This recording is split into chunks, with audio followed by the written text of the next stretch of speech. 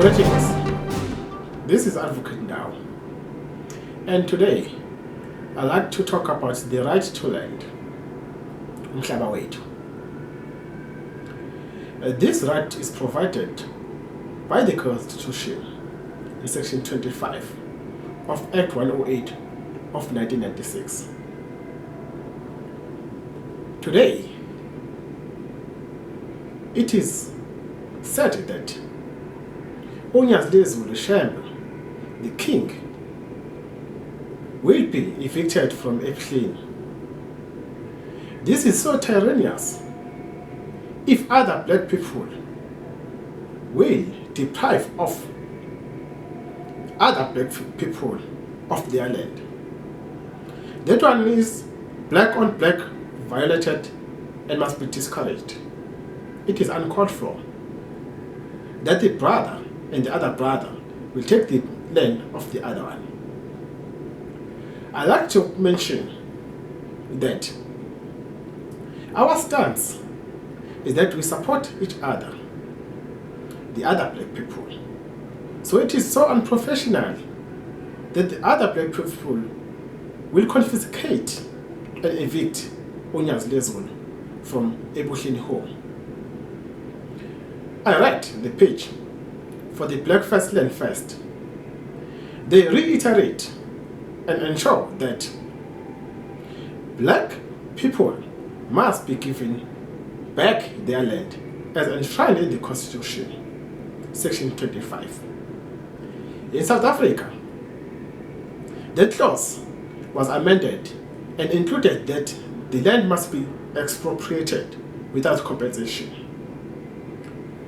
I like to quote the Bill of Rights by Ian Kerr, which provides that the South African state traces its origins to the settler colonies established by Dutch and British conquest. The history of conquest and dispossession tends to give considerable resonance to the anarchist slogan, "Property is theft." It was therefore to be expected that the proposal to include a constitutional right to property in both the interim and final constitution will attract a great deal of controversy. This one is quoted by the history of the negotiations leading up to the enactment of Section 28 of the interim constitution, the former constitution. Is described by Matthew Chakasin in Stumbling Towards Section 28. What it provides is that negotiations over property rights at the multi-party talks of 1995, 11, South SAG-HR 222. According to Chakasin, ANC negotiators hoped to insulate future legislative programs addressing the disparities of wealth in South Africa society from constitutional scrutiny in the name of property rights.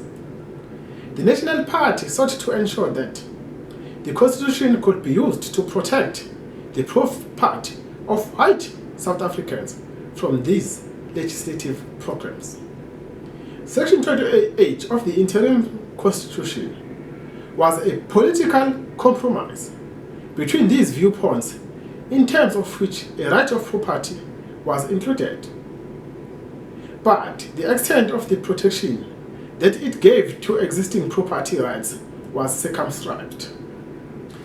That a constitutional right to property would entrench white privilege by keeping in place the racially skewed maldistribution on property that was the result of centuries of colonialism and apartheid. The clause will impede the state's ability to correct this situation by redistribution of property, particularly through land reform measures. The clause's opponents further argued that the absence of constitutional property protection would not mean that existing property rights and the institution of private property would be endangered. It requires interference with private property to be authorized by law and to be rational. At the same time, the clause requires the state to actively pursue the goals of land redistribution, reform of land tenure rights, and grants an entitlement to the restitution of property dispossessed. At the same time, the clause requires the state to actively pursue the goals of land redistribution, reform of land tenure rights, and grants an entitlement to the restitution of property dispossessed in pursuance of apartheid policies. The clause, moreover, must be read in context, the broad context of South African history, and the narrower context provided by the other provisions of the Constitution and the Bill of Rights, particularly the socio-economic rights. By requiring the state to take positive measures to achieve the important social goals of ensuring access of housing, healthcare, social security, food and water, the Constitution necessarily envisages and legitimates considerable intervention in the existing distribution of wealth and property. The reference for these submissions are the Property Clause, Section 28 of the Constitution, the Interim Constitution of 1994, and Section 28 of the Constitution, 1994, 10, SAJHR 121, M. Chackerson and C. Lewis, Property in M. Chackerson et al., eds, Constitutional Law of South Africa, 1996, at page chapter 31. With all of these submissions, it is clear that Shembe Unyazulezulu, if evicted from a paid home, that will be tantamount to black-on-black violence. I thank you. The South African state traces its origins to the settler colonies established by Dutch and British conquest.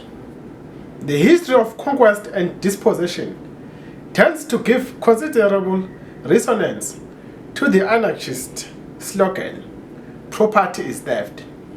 It was therefore to be expected that the proposal to include a constitutional right to property in both the interim and final constitutions would attract a great deal of controversy. The history of the negotiations leading up to the enactment of Section 28 of the interim constitution is described by Matthew Chackerson in Stumbling Towards Section 28.